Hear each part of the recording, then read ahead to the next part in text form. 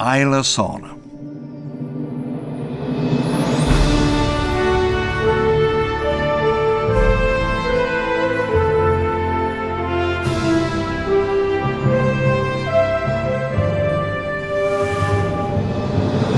Costa Rica lay to the east, a quiet neighbor, to the west, open water, and the shipping lanes of the Pacific.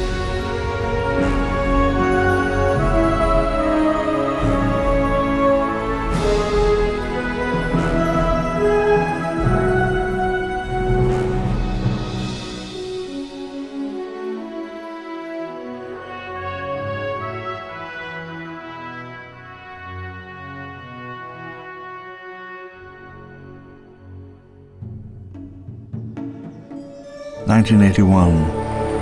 I stumbled out of the helicopter, already beginning to sweat, and looked around at the lush forest, the wet leaves.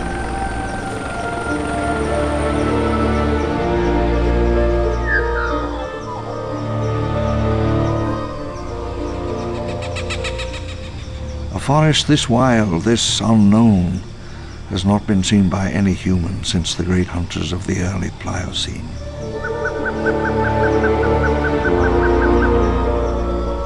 The forest smelled of wet leaves, damp earth, rotting wood.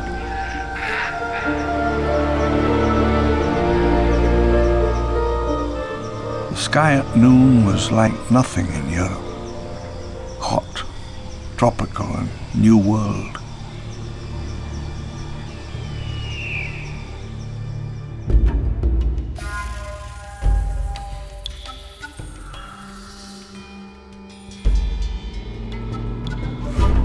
Cameras and seismic instruments in yellow crates. They set them in the dust as the helicopter rose.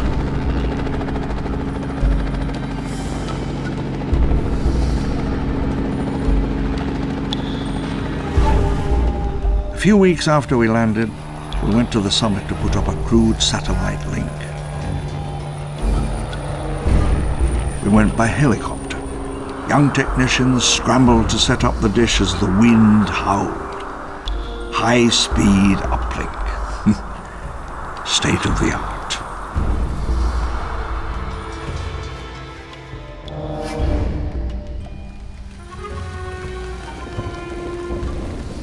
In May, the rains came. The smell of the jungle was everywhere. The jungle canopy hung over us. There was an utter silence. Far away I could hear a jeep engine idling.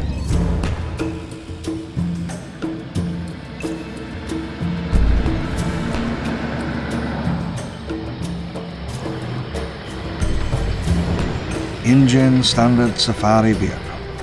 State of the art.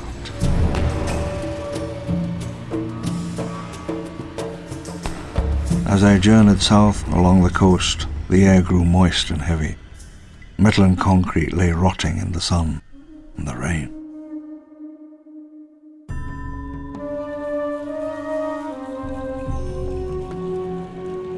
A failed coffee plantation of the 1860s.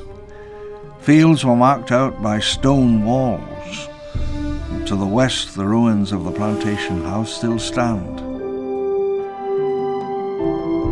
We took a short cut south to reach the site, west along the stream until a tall tree shows itself with a cluster of boulders at its base.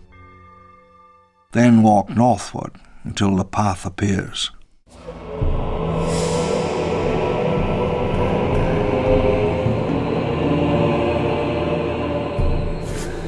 The buildings followed a scheme I only vaguely understood, marking seasons and the lunar year and the movement of the stars.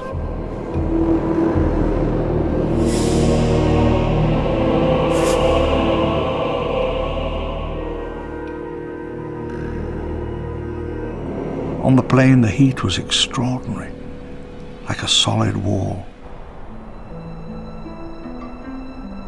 I stepped out of the jeep and stretched my legs. The two guards attended to the wheel, and just for an instant I stood alone, unprotected in the Jurassic wilderness. I felt the air currents around me, heard a single tree rustle.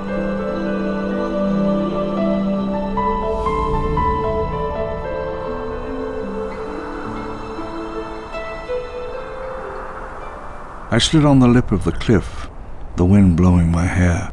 It might have been a morning in the early Jurassic.